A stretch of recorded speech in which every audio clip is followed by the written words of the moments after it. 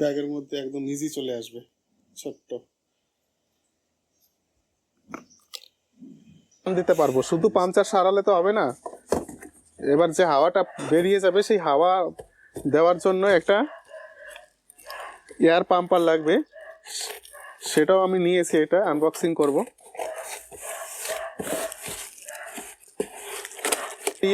এরপরে বাইক নিয়ে কোথাও ঘুরতে বেরোলে পাংচার হয়ে গেলে আর হ্যারাসমেন্ট হতে হবে না। তার কারণ এই কিট আর এই পাম্পারের সাহায্যে আমরা পাম্পার সারিয়ে হাওয়া ভরে নিতে পারবো। দেখবো কেমন এসেছে।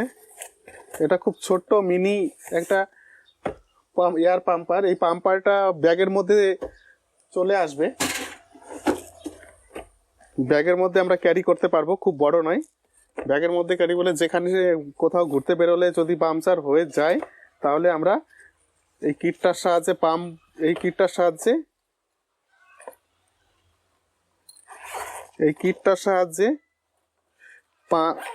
পাংচার সারিয়ে হাওয়া ভরে নিতে পারবো। এই দেখুন ছোট্ট একটা পাম্পার, এখানে একটা মিটারও রয়েছে, কতটা হাওয়া ভরবো সেটা আমরা এখানে দেখতে পারবো। মিটারটা এর সঙ্গে অ্যাটাচ রয়েছে। আর এই দিকে রয়েছে এগুলো সব ওই আপনার, এটা আছে সাইকেলে হাওয়া দেওয়ার জন্য, এটা গাড়ির জন্য হবে।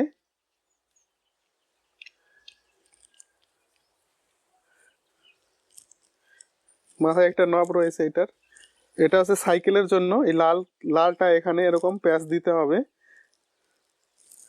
লালটা দিয়ে যদি এখানে আমি প্যাচ লাগাই এরকম, তাহলে আমরা এটা দিয়ে সাইকেলে হাওয়া দিতে পারবো। এটা সাইকেল, বাইক, কার, তারপরে আপনার ফুটবল, বেলুন, যে কোনো জিনিসে হাওয়া দিতে পারবেন। এখানে আরেকটা জিনিস রয়েছে, এটা ফুটবলে,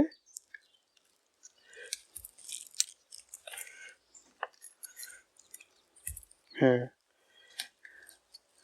এখানে আরেকটা জিনিস রয়েছে, এইটা হচ্ছে ফুটবলে হাওয়া দেওয়ার জন্য। এবার দেখে নেওয়া যাক পাম্পারটা কেমন। এই যে মিটারের পরে এইখানে একটা আপনার, এখানে এটাকে পুশ করতে হবে, তারপরে এই যে হ্যান্ডেলটা নামাতে হবে।